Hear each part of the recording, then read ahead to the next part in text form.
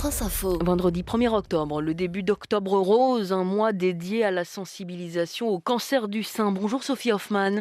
Bonjour. Merci d'être avec nous. Vous êtes journaliste et vous lancez un podcast qui s'appelle My Boob Story, un journal audio optimiste, dites-vous, de votre cancer du sein. Pourquoi optimiste ? Eh bien, parce que je pense qu'il y a une réalité en fait à faire écouter sur ce qu'est un traitement contre le cancer du sein et pas mal de clichés à démonter sur la maladie du cancer du sein et les malades qui le vivent.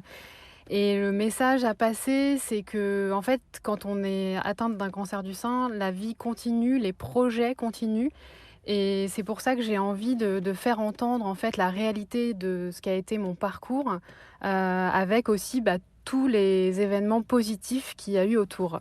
Il y a un an, à 34 ans, on vous découvre en effet ce cancer. Vous saviez porteuse d'une mutation génétique qui prédispose au cancer du sein. Vous étiez prévenue, entre guillemets, sauf j'imagine assez aisément qu'on n'est jamais préparé, encore moins à cet âge-là.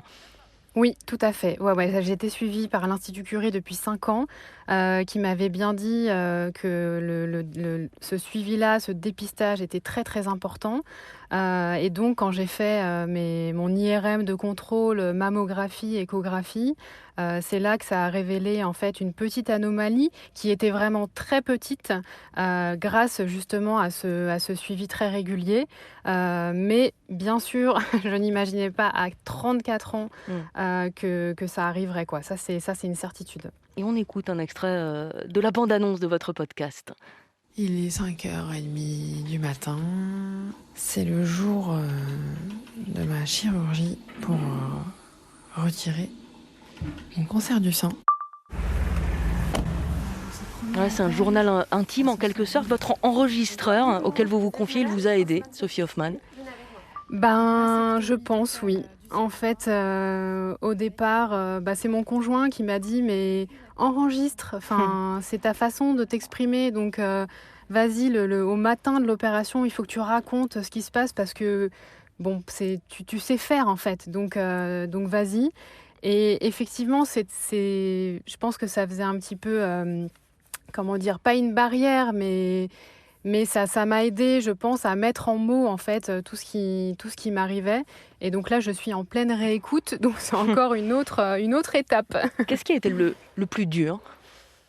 Dans le parcours, c'est vrai que la perte de mon sein, parce que j'ai été reconstruite, mais c'est encore un parcours qui est à faire. La perte des cheveux aussi, c'est vraiment un moment qui est pas facile.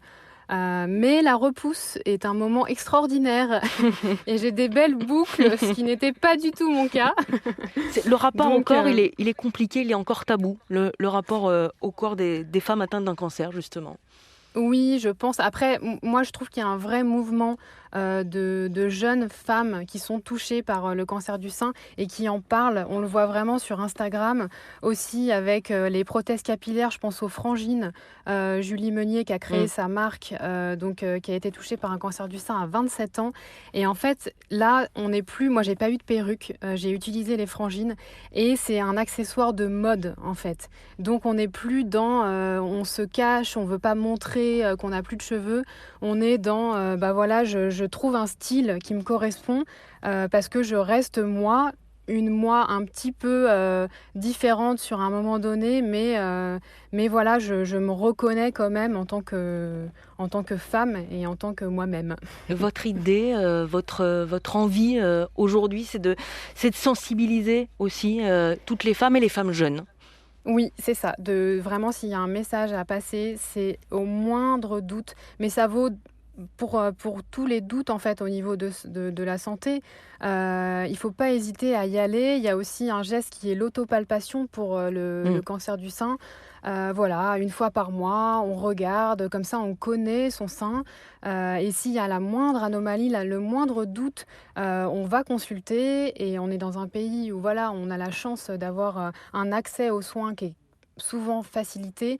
Il faut y aller et je sais que ça fait peur, mais quand on sait ce qui se passe, je pense qu'on est plus armé encore. Vous allez mieux ?